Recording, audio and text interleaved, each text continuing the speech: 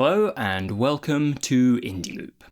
This is a channel where we usually focus on indie games, typically in the form of reviews, but sometimes we try to put out something, more interesting. Perhaps that's a criminally underwatched, their words, not mine, video essay on one of last year's best games. Perhaps it's an analysis on why a game's early critical and user reviews don't quite line up. Or perhaps it's, for want of a better word, an attack on a game with some questionable ethics behind it. And look, while I'm not going to change my mind on how defensible it is to completely rip off another game, nor on how tearing out its soul and replacing it with something considerably less pleasant is not so cool, I do have to acknowledge that if I'm saying that's questionable, it's pretty inconsequential when compared to today's topic. Whether it's OpenAI's patented "you're just ready" technology, or Elon Musk's child declothing machine, which is apparently fine now because you have to pay to use it, it's technology that you might, particularly if you're currently an advocate, want to question being complicit with. And while I don't want to gloss over the wider problems with AI in general, among them the eradication of the internet, or truth, or the global economy, or the planet, those topics are also covered in plenty of detail elsewhere.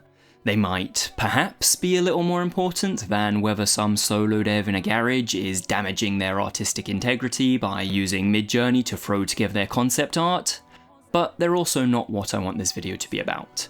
Though, with that said, they are good things to have in the back of your mind while listening to me, should you ever find yourself wondering if what I'm saying is really that big of a deal.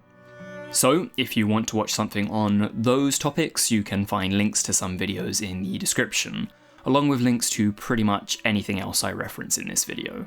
What we'll be doing over the next 40 minutes or so is looking at some of gaming's AI-related controversies from last year, whether they ought to have been controversies at all, and I'll be, I suspect, sharing some thoughts about AI and its place in the future of game development.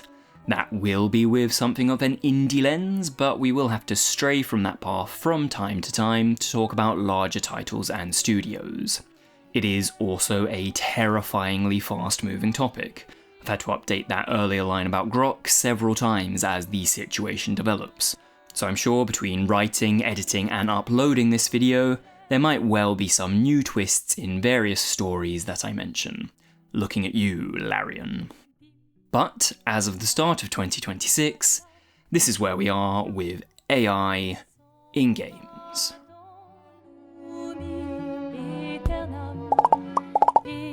So, for the rest of this video, I will try to stay in my lane as much as possible, as in with video games. And while the more prominent conversations are surrounding AAA studios, and this is an indie game channel, it's definitely creeping into the indie sphere too. The sort of aptly named Indie Game Awards made a fair few headlines when, 2 days after their ceremony, they rescinded their Game of the Year award for Claire Obscure Expedition 33, based on its arguably negligible use of Gen AI, and instead awarded it to what was my Game of the Year, Blueprints.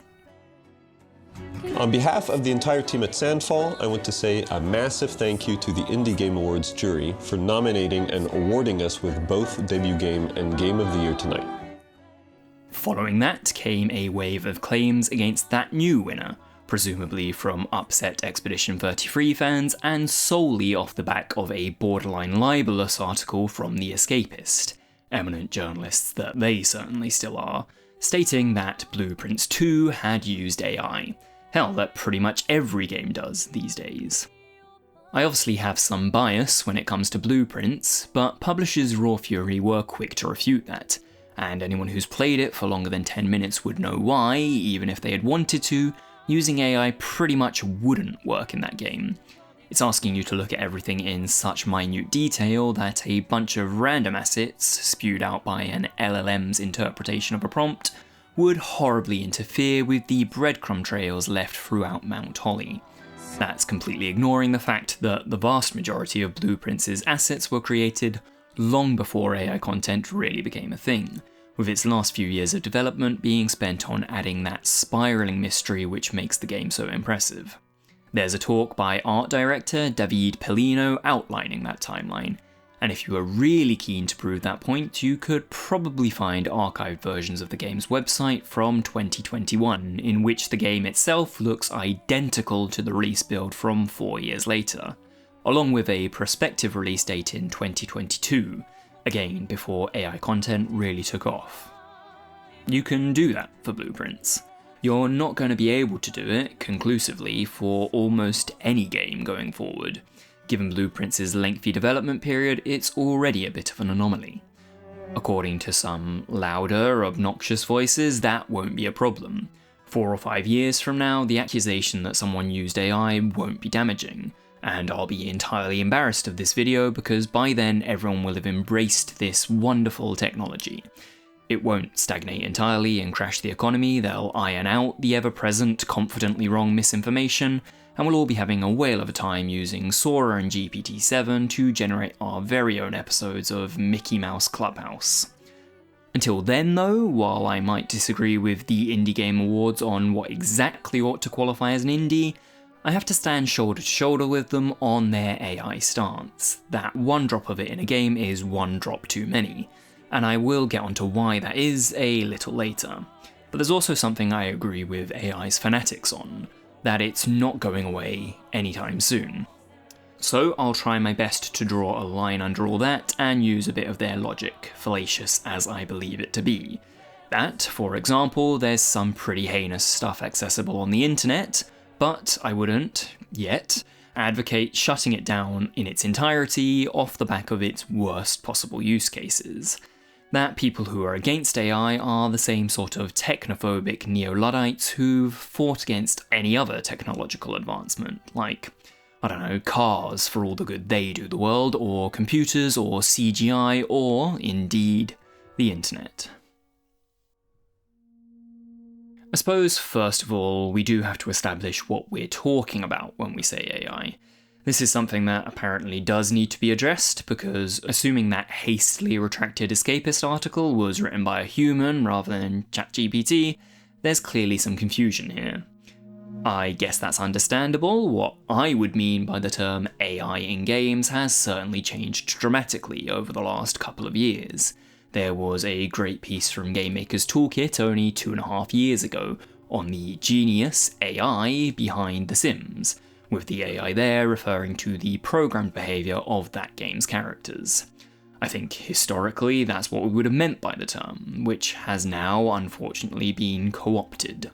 The problem is, the escapist appeared to conflate those two definitions. To quote, "Let's be real, all games use AI in some way, from NPC behaviour to object texture to coding to tracking developer tasks. All games use AI. It's just the way it is now."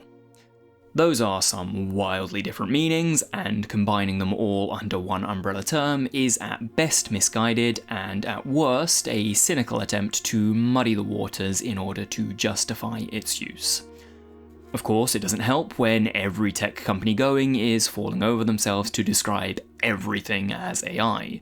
For example, when I want to change the battery mode on my MSI laptop, I have 4 options now: performance, balanced, and battery saving, but also, apparently, AI charge, which I discern is the computer picking the best mode based on whatever factors go into whatever algorithm is present there. 5 or 6 years ago, I'm sure it would have been called smart charge, but AI has now become such a buzzword, with no real definable meaning, that not only are companies trying to force the AI I'm talking about, Gen AI, into everything, but they're also trying to tack the term onto anything else, hoping that investors, and presumably customers, will be so excited that they cannot help but throw another shed-load of money their way.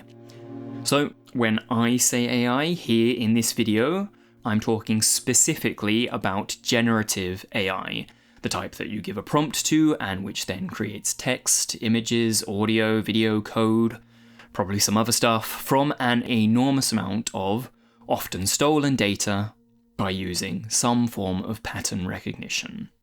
AI defined, let's continue. Before I argue my case for why anything made by generative AI shouldn't make its way into the release build of a game, I'd like to address placeholders. After all, a few of those slipping through the net is what got Expedition 33, but they weren't even meant to be in the final game, right? When it had its Indie Game Award stripped from it, the two defences I most commonly saw were the disproven accusatory, but Blueprints also used AI, and the dismissive excusatory, but they were only placeholders which were patched out as soon as they were noticed. Full disclosure, as much of this video as there might be, this was the issue that frustrated me to the point that I started writing it in the first place. Because honestly, if we take it all at face value, I can't think of a more infuriating use for AI within games, as it's so counterintuitive to what a placeholder is supposed to be that I struggle to see it as anything other than disingenuous. Placeholders, by their nature, are meant to stand out as something that isn't a finished article. They should explicitly be something that could never accidentally slip into a game. You've probably seen this texture before, and there's a reason it's so obnoxiously loud and ugly, because if a developer sees it when they're testing their game, they know it's not meant to be in the final build, and if they do see it in something that's a final build, then something's gone wrong. I would question how likely it would be for something that looks like that, or this, to find its way into a game's final version. As soon as you're getting AI involved, it's no longer serving that purpose. Even if it's wildly unsuccessful, the idea is that you're trying to make something that would fit right in. To be fair to Sandfall, game director Guillaume Broche said the following: "When AI first came out in 2022, we'd already started on the game. It was just a new tool. We tried it, and we didn't like it at all. It felt wrong." And honestly, if we take that as the truth, I do sympathise. Just as the meaning of AI has changed over the past 3 years, so too have attitudes towards it as people begin to understand how they work. The idea that the tools were dabbled in before anyone really knew what they were doing and where their data came from is entirely plausible. As critical as I would be of someone using them today, I think my reaction back then would have been a lot more, bit weird, but you do you. I would have been more concerned for them about the quality of what they were getting, rather than think they were doing anything ethically wrong. I do think that they were correctly stripped of that Game of the Year award. The IGAs had a strict no Gen AI policy that was broken, but I don't know that they need to be vilified further.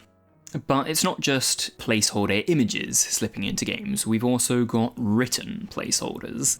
11-Bits The Alters received significant backlash for its ChatGPT generated placeholder. For what it's worth, I can tell you that I have, in a professional capacity, taken jobs for an almost illegally low level of pay that were significantly less enjoyable than it would have been to knock up a few paragraphs of an imaginary captain's log. Yet, I've seen a lot of non-writers saying that no writer wants to spend time on something nobody will read, buried in the background of a random scene. To them, I say, respectfully, that you're wrong, and that's exactly the sort of inconsequential thing that a writer can have some fun with between the more front and centre texts that everyone who plays a game will see. It's also getting away from the fact that, as a reminder, this was ostensibly a placeholder. Somebody was presumably always going to have to go and rewrite it anyway, even if that was the most unappealing task in the world. It would have been quicker for 11-Bit to, for example, use lorem ipsum, the thing we've been using as placeholder text for decades, or even more simply written placeholder, captain's log in big capital letters, copied and pasted as many times as required. Weirder still for a placeholder is that based on the response that was accidentally included, on screen now, and the thing that revealed it to be AI in the first place, someone had clearly asked for the prompt to be refined. And look, I get that that doesn't take much additional effort, but why would you do that if the intention was to completely replace it with an authentic piece of writing? It's almost as if that wasn't the plan at all, because, let's be honest, nobody would have noticed it was Gen AI without that line included. So, in my opinion, certainly not accusing anyone of anything here, the only plausible reason to put an AI placeholder in your game is if it's not a placeholder at all.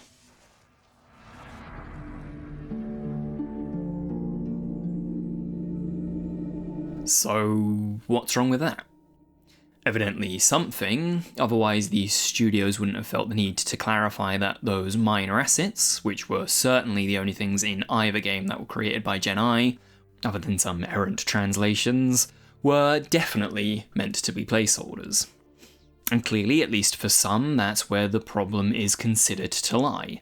Not with using AI itself, but with anything generated by it ending up in the final product. Another big AI in games story from 2025 was surrounding Larion's supposed use of it in the early production stages, with CEO Sven Vink saying, and I am paraphrasing here, any use was inconsequential as nobody was going to lose their job to it, and nothing generated by it would be in their game's final releases. Still, he did say, and this is a direct quote, that it was being used to develop concept art and write placeholder text, both of which I think are pretty concerning. There's a reason we make concept art, and if it didn't leave its fingerprints on the final product and inform the direction of that, then what would be the point of it? There's a feature by Edmund Tran in This Week in Video Games where he spoke to a dozen professional concept artists, and none of them seemed thrilled with the idea of using it in their work. And I know we've covered placeholders already, but saying you use it to write placeholder text is, if anything, even more wild to me, though that's almost certainly just because I understand a writer's point of view better than an artist's. I think this is best articulated with an example. If, say, I wanted a placeholder for a scene where two characters, let's call them Abby and Bobby, have an argument, and Abby learns a fact during that argument, sod it, that the world is flat, then the placeholder text I would want would be placeholder. Abby and Bobby argue, Abby learns the world is flat. That's it. What I wouldn't want is some slop, note somehow the first time I've used the word slop in this entire essay, where they have that back and forth which I then need to rewrite or shape into something coherent. That, regardless of whether I want it to or not, is going to influence how I write that scene. Using it at any stage informs the final output. There's an argument that the earlier you've used it, the worse. Not only have you used the plagiarism machine, but you've done your utmost to then disguise that fact, to attempt to make it look like original, authentic work, when its basis was in Gen AI. I don't think any artist at a large studio is happy if they have to use these technologies. That certainly seems to be the suggestion at Larian, Vink's statements notwithstanding. These are people who've specialised in their field over their entire lifetimes.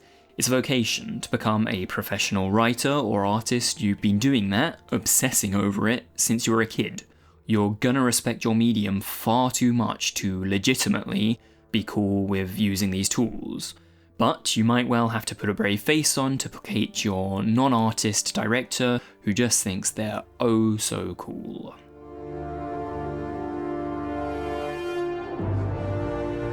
But what about within my own loop? Big studios obviously have the means to create beautiful, expansive worlds with wonderful stories without using AI. They've been doing so for decades and have the specialists that allow them to do that. But what about here in the indie sphere? What about for generalist solo devs who have to do everything by themselves? There's this argument that these tools enable people to create games when they otherwise wouldn't be able to. If somebody knows how to code and has an incredible idea for a game, but zero ability to, for example, make the art for that game, then assuming the options are between not creating it at all and outsourcing that task to AI, why should they not do that? Well, the obvious answer is that it's not between those two options, it never was, and thinking that it is betrays a fundamental lack of creativity. If there's one trait I want the people making my games to have, it's that they're creative. There's a quote oft attributed to Orson Welles, which I like enough that you might remember having seen it on the thumbnail that you clicked on about 20 minutes ago. The enemy of art is the absence of limitations. Obviously, old Orson was not talking about a technology that would pop up 40 years after his death. Arguably, he was just annoyed that nobody wanted to fund his films, but if anything, it's more pertinent when talking about AI as opposed to merely, having a lot of money. According to AI's adherents, soon enough its possibilities will be unlimited. With it, anybody will be able to create anything. Terrifying implications of all that aside, let's pretend you don't want to create videos of, say, crying Venezuelans praising another country's dictator and instead just want to use it to make computer games. I'd still say it's a pretty worrying state of affairs. At this juncture, I'm going to mention that I'm dabbling in a couple of game projects myself. Not, I hasten to add, to paint myself as any authority on the actual art of creating games, and if anything, dabbling is overselling it, but because I think it would be useful to articulate my own personal ethos on game design. One is a little bit of fun that, were it fleshed out as entirely as humanly possible, would be an overambitious sell at even $3 or $4, because it uses the art of, as well as some ideas from, a literal 5-year-old. The review from that 5-year-old's own mother being, perhaps correctly, that nobody other than said 5-year-old, and I suppose their dad, would be interested in playing it. I'll be the first to admit that the idea behind that is to make a not dissimilar point to this very video, in a way that's, if anything, even more on the nose. That idea being that I would literally rather play something made, in part, by a 5-year-old than something that wasn't made by a human. The other project, supposedly the more legitimate one, doesn't even have any footage that I can put here, because at the moment it only exists in various bits of writing hidden all over my house. What you're seeing now is effectively its precursor, and if anyone can think of a way to make a game which revolves around the mechanic of redacting documents and it's still fun after December 2025, you're welcome to the idea. That footageless project is so writing heavy that I'm sure, much like my co-created by a child incremental game, it would probably struggle to find much of an audience. To put it plainly, neither are good recommendations for how to make a game. But I mention them as the design space of both is restricted massively by my own limitations. But they are also guided by them. I think that I'm a decent writer. Jury's out, but if you're still watching this, then maybe you somewhat agree. I'm certainly better at it than I am at anything else that goes into making a game. So any game that I were to make should lean on that. And, assuming I'm not collaborating with anyone else, would need to be pretty basic when it came to the code. The art, too, would either have to be incredibly basic, sourced from assets, or made by a 5-year-old who, forget that back up for a moment and enjoy it in all its glory, is probably a better artist than I am. That is a small design space to work within, and it's within such small spaces that you really need to be creative to come up with something worthwhile. To create art. Games like Braid, The Binding of Isaac, FTL, Papers, Please, Stardew Valley, Slay the Spire, Balatro, Blueprints, starting Minecraft, at least back in the day, exist in the way they do because of the limitations of their creators.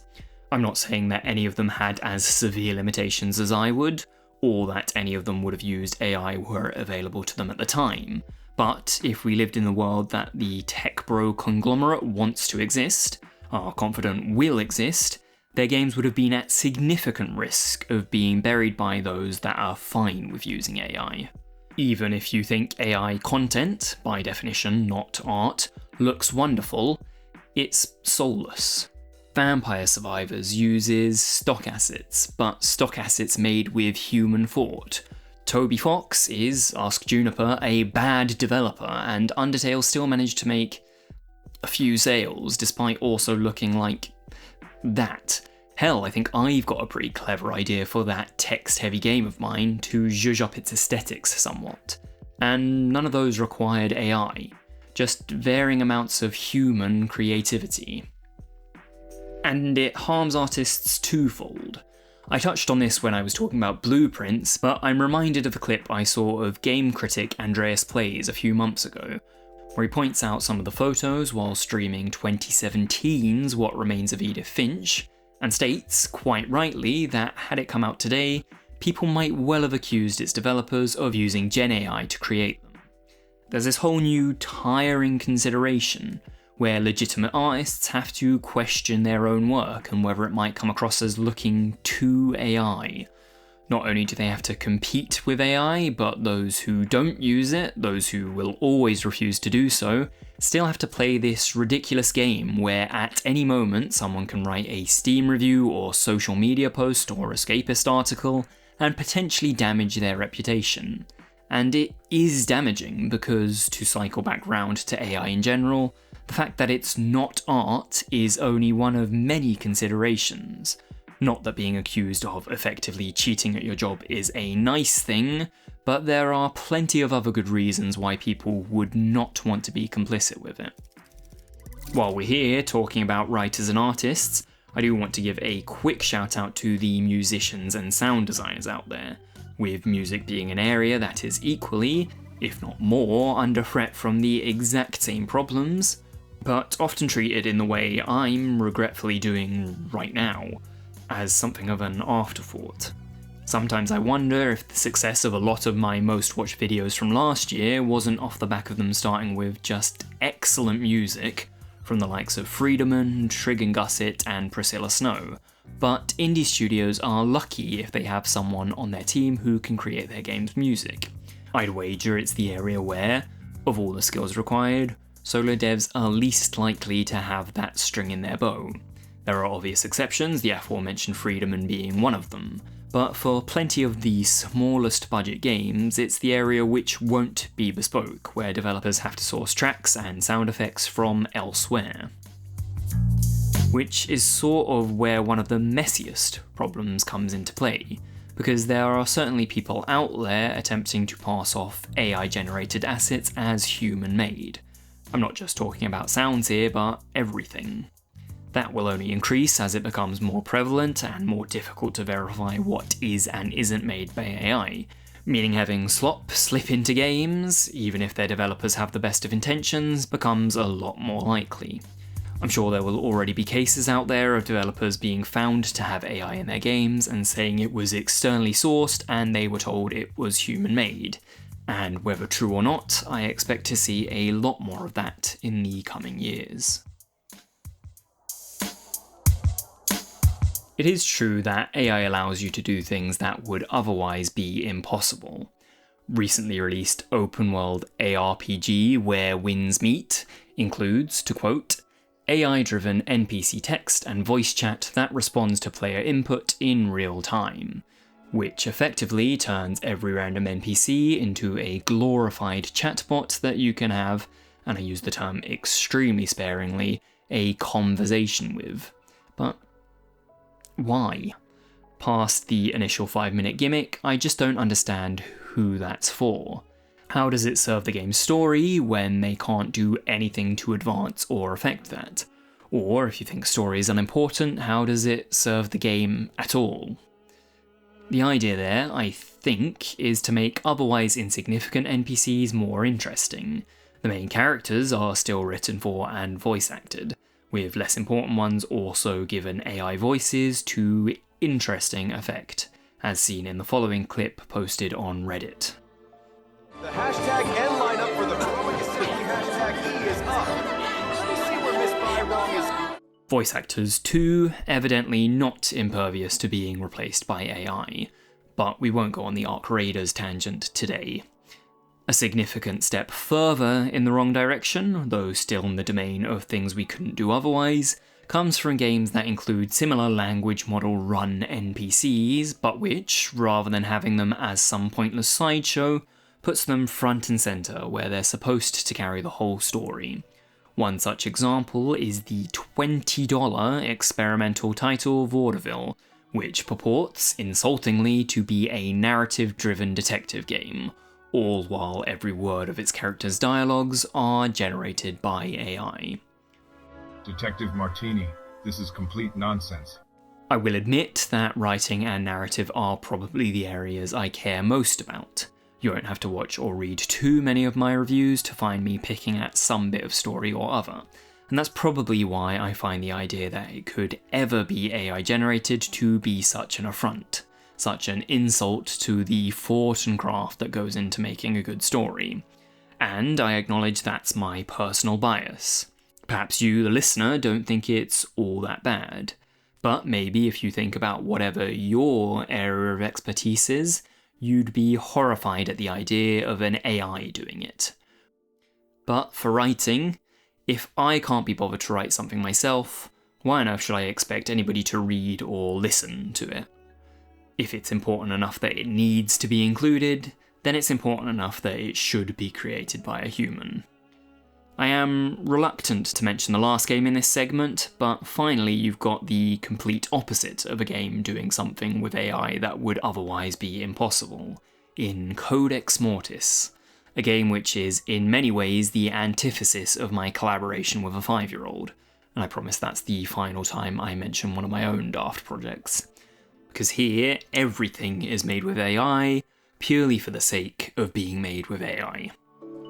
My opinion on that is probably clear from everything else I've said so far, and while the developers are clearly doing it as a gimmick to be the first ever fully AI game, it does offer a window into just how rubbish this stuff truly is, of the level of quality it produces. You'd obviously not get it as fully concentrated in other games, but I struggle to believe there's anyone out there who would argue that it is legitimately good or promising in any way. But believe it or not, I have actually found a good use for Codex Mortis, perhaps the only good use for it, to serve as a segue into the next section. Because in this game, it's not just the text, art, sound and music that have been generated by AI, but apparently also the code. So far, I've mostly spoken about what I would call the artistic side of games. The visuals, the music, albeit briefly, the writing. But there's also the other side of games, the whole thing that makes them work, that makes them games to begin with, and honestly, it's the area where I've got the least expertise. Their code. Here my big point about limitations still has bearing, but not so much the ones on art, I don't think. I don't consider code to be art. Creative, sure, but not in the same way. You're problem solving, coming up with solutions, but nobody's going to see it. The user might think, wow, that's clever, how have they done that? But they're not going to look and be like, ooh, such beautiful code. I'm not claiming to be much of an artist either, but presumably for anyone who isn't a programmer, myself included, looking at a few lines of code starts to make your head spin. You can look at a painting and know you could never create it yourself, but at least you understand the process, mechanically how that thing was made. Not so much with code.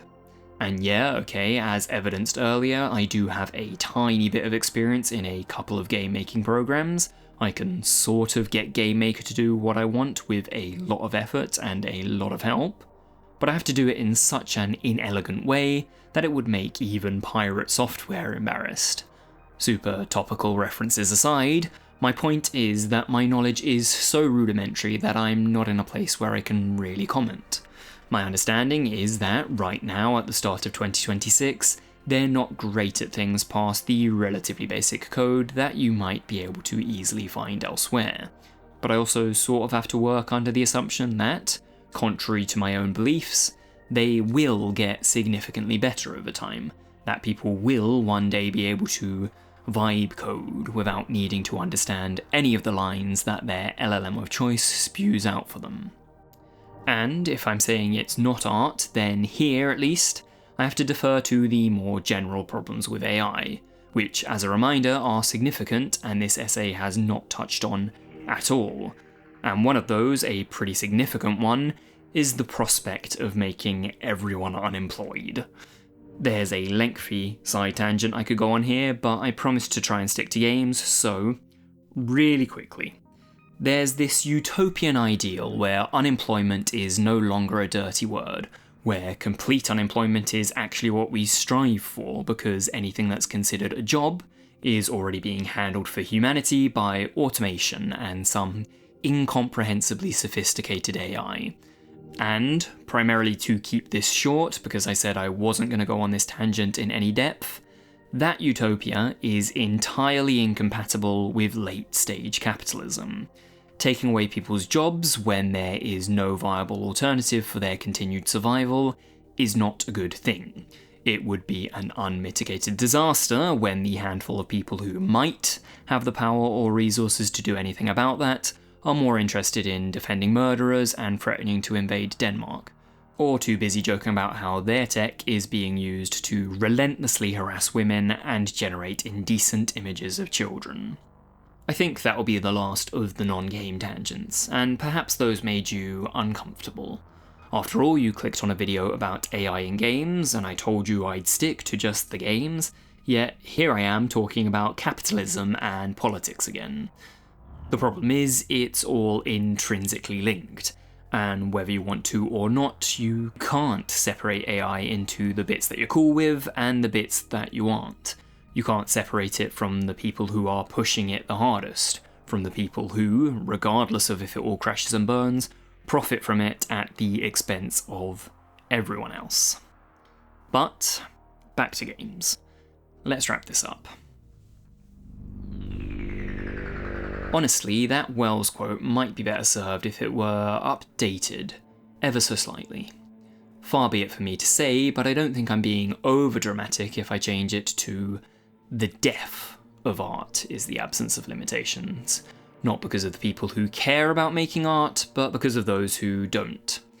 If there were truly no limit to what anyone could make at the touch of a button, good luck finding anything worth your time in the sea of content for content's sake. I said before that I couldn't find a video that did quite what I hope this one has done, and that's because it required thought and effort. You might think those thoughts are wrong and that effort misplaced. You can think I made strange creative choices throughout. You can think I spent too long on one point and not enough time on another, and disagree with anything that I've said. And if you do, you're more than welcome to leave a comment. If you could keep it civil though, I would appreciate it. But this didn't just appear. It was the product of many, many hours of human work. I daren't go as far as to call it art, but arguably, by definition, it is. It's certainly closer to art than, for example, this uncopyrightable, and you might remember award-winning, monstrosity by non-artist Jason M. Allen. Perhaps we'll save defining art for another time, because I can already smell Roger Ebert turning in his grave. But in a nutshell, people talk about how AI could lead to the death of the internet, and of facts, and I don't think it's too far-fetched to suggest that you can apply similar principles to art. That anything real, anything human, will become increasingly difficult to find when you have to wade through the masses of rubbish made by robots only for other robots to interact with. We're not there yet, but the modern methods of discovering new music, new games, hell, new YouTube channels, won't work if 9 times out of 10 you can't even find something made by a human, let alone something you actually enjoy. That leads to an increased reliance on closed systems or platforms, a return to the early pre-search engine days of the internet, where the only way to find something new is by having it recommended to you by another human. Except, a lot of the time, they won't be able to find new things either, for the exact same reason that you can't. And that's sad, and it's terrible for small creatives in any medium, such as solo developers working on their debut game, who already struggle massively to get noticed, to get their foot into any door. Like I say, we're not there yet, but games have the ability to become inundated with this stuff a lot more easily than any other form of media. If there are enough people who don't consider them art anyway, in the way that they might think films or novels are, there isn't going to be that pushback. AI isn't art, but according to that viewpoint, neither are games. There's no artistic well to be poisoned here. I would rather shake off the shackles of doomerism and ask what can be done about it. I don't have faith in it being regulated anytime soon, so honestly, the only way I think we can prevent it happening, Not necessarily to the scale I'm suggesting, but certainly to the scale that it has a noticeable negative effect on everything, is to rally against it and rally hard. To continue to kick up a storm over one innocuous AI-generated poster stuck to a lamppost in Lumiere. To rag on developers for using ChatGPT for even the most benign of tasks.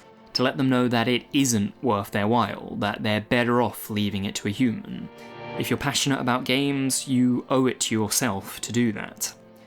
I know those tiny inclusions alone aren't ruining anybody's gaming experience, aren't costing anyone their jobs, but saying they're acceptable makes drawing a line anywhere else impossible. This isn't a slippery slope fallacy. Permitting more AI will lead to, funnily enough, more AI, and studios would continue to push that boundary of what was acceptable. But there will always be studios who reject this technology, and their games will be better for it. We'll see how difficult it becomes to avoid.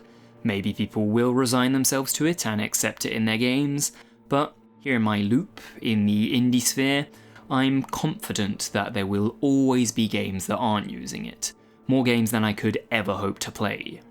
I won't knowingly be playing games that use it in the future, and I would invite you to do the same. There's no reason I'll ever need to. Even if it gets adopted by thousands of developers, there are thousands more who will continue to hold themselves to that, honestly, bare minimum of artistic and ethical standards.